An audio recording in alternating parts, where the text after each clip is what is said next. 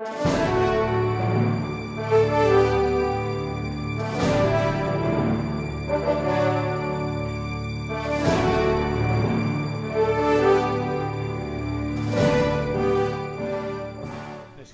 to answer. I'm sorry, I didn't hear it. I'm sorry.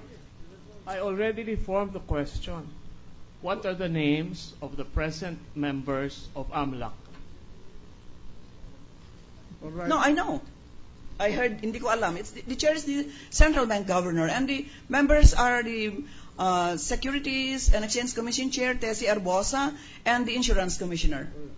Thank you very much, madam. May I ask counsel to stop saying things while the witness is testifying? Who is coaching the witness? What's the problem? Anyway, we were hearing that, Your Honor, but we do not want to pester the witness on this time with whatever suspicion we may have. We just kept quiet, but we had been hearing, Your Honor. You cannot be expected to remember everything that is here. That's not the point, Madam Ombudsman. The question is whether there were really apparent coaching, Your Honor. And we did not bring that into the They were not coaching me. Anyway. They was just reminding me.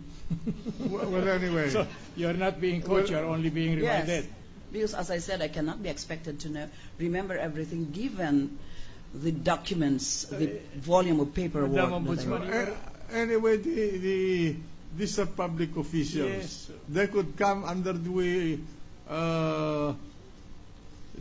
official notice of this court. So yes, Your Honor, please. Is there any doubt about the identities of these people? No, Your Honor. In fact, we even made the suggestion that the law specifically named them. Correct, but does the law mention the name of Saitetango? But that's not necessary for our purposes, Your Honor, because it's not an issue. Wait a minute.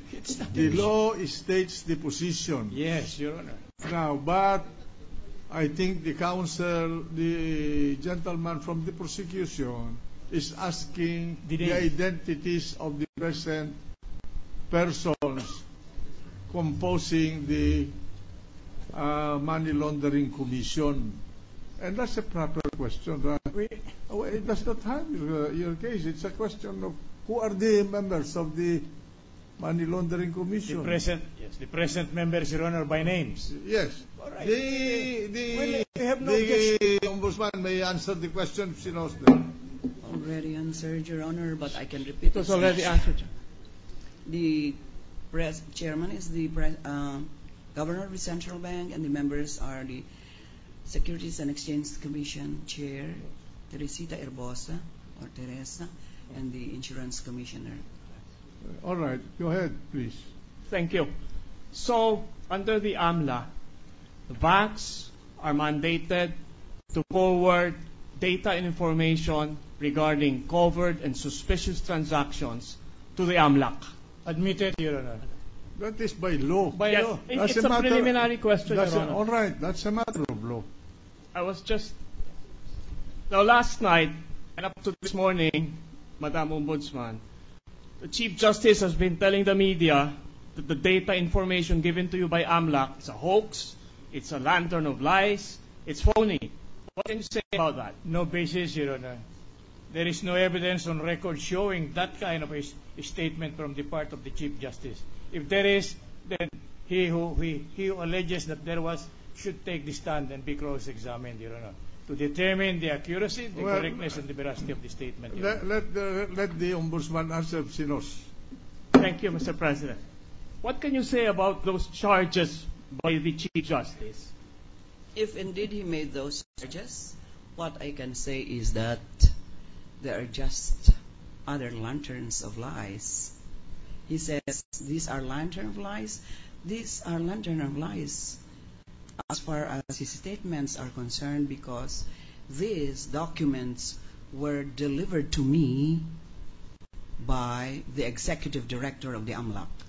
Who is the executive director of the AMLAC? That was answered yesterday. It's Vic Aquino. Vic Aquino.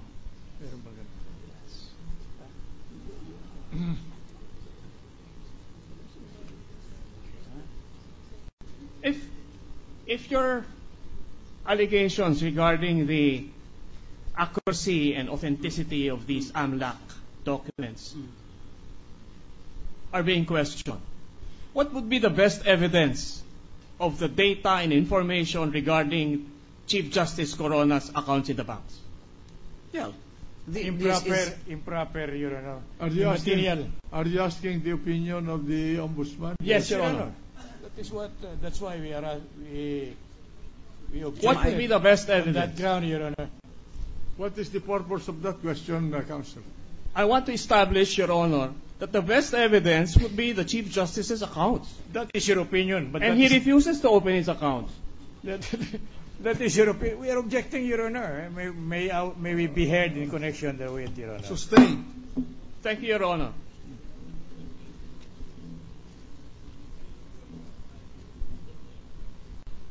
The defense has questioned, Madam Ombudsman, the validity and authority of the Office of the Ombudsman with respect to your actions on this investigation. What can you say about that?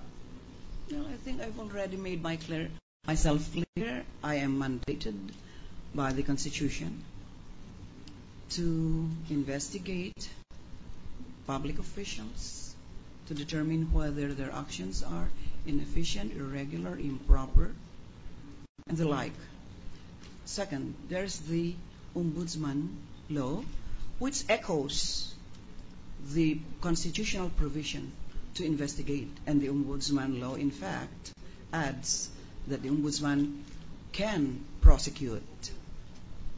Thank you, Madam Witness. And on top of that, of course, as I said earlier, the Chief Justice, in his statement of assets and liabilities, had authorized me to seek the help of agencies, including the BIR, to determine whether there are properties, assets, liabilities, net worth, business interests, and the like. So, from the time he joined the government, as well as the interests of his family. To me, that is a blanket authority. Thank you. For me. You earlier mentioned that you created a panel. That's right. To investigate the That's complaints. Right. Did you give any written order or resolution to empanel this investigation group? Yes, sir. Do you have a copy of that? I issued an order. Yes. Can I have a copy of the order?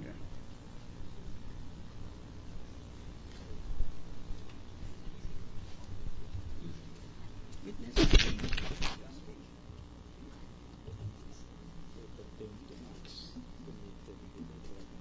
Yes.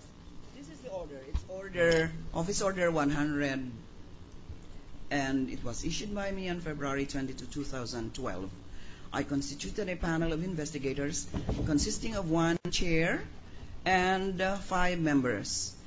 I directed them to conduct fact-finding investigation on the complaint filed by Risa Intiveros, Roberto Alerosa, Gibi Gores, Harvey K., and Albert Concepcion against Chief Justice Renato C. Corona for alleged numerous violations of the provisions of RA 3019, RA 1379, RA 9194, and etc., and docketed as CPL number so-and-so, and to submit its report.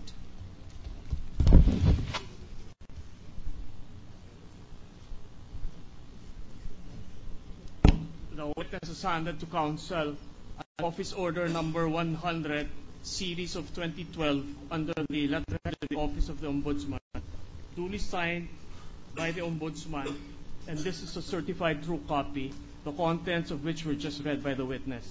May we ask that this be marked as Exhibit 12B? Mark it accordingly. Would you know if the panel did conduct an investigation? Yes, sir. Can you briefly tell us how they went about conducting the investigation? Well, they subpoenaed certain officials of the government for documents that would have a bearing with the financial. Offhand, what are these government agencies who were subpoenaed by The Supreme Court was subpoenaed. I think the clerk of court was subpoenaed to send a certified true copy of the statement of assets and liabilities of the Chief Justice. And what was the response of Well, I think up to now, the latest that I read was that it's still pending before the bank. In other words, they calendared the request in the calendar of the bank, and to date, there is no compliance.